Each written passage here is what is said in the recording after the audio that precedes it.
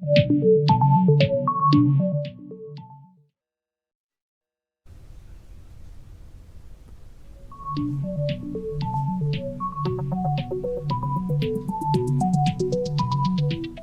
నా ఇల్లేగా, మా ఇంట్లోనే ఉన్నాను, హైదరాబాద్లో ఉన్నాను.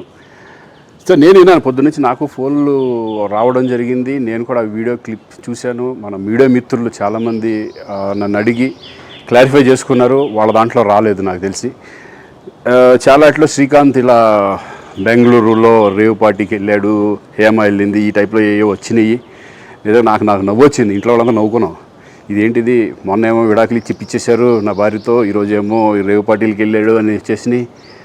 కానీ ఒకటి, వాళ్ళు కొంచెం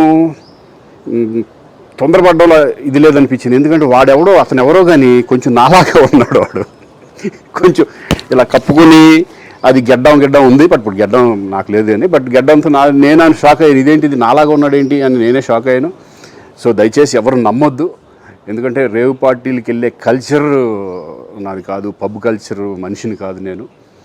ఒక్కోసారి బర్త్డే పార్టీలకి వెళ్తాము, ఒకవేళ తెలియకుండా ఏదైనా వెళ్ళినా ఒక హాఫ్ అన్ అవర్ నుండి వచ్చేస్తాను తప్పితే అటువంటి ఏమీ లేదు. రేవ్ పార్టీ ఎలా ఉంటుందో కూడా నాకు తెలియదు.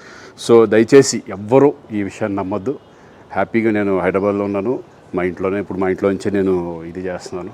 సో దయచేసి మీడియా మిత్రులందరికీ కూడా నేను చెప్పేది ఏంటంటే, ఏ విషయం కరెక్ట్గా తెలుసుకోకుండా మీరు కూడా థంబ్నైల్స్ పెట్టేసేసి, నా బొమ్మ వేసేసి రేవ్ పార్టీలో పట్టుబడ్డ శ్రీకాంత్ ఈ టైప్లో వేస్తున్నారు. కాబట్టి దయచేసి ఎవరు నమ్మొద్దు. అది అతను అలాగా ఉన్నాడు అని ఒక విషయంలో మీరు పొరపాటు పడి ఉంటారని నేను అనుకుంటున్నాను. దయచేసి అది నేను కాదు. Thank you. ఇటువంటివన్నీ కూడా నిజంగా కొంతమంది, వాళ్ళందరికీ నిజంగా థ్యాంక్స్ చెప్పుకుంటున్నాను నేను.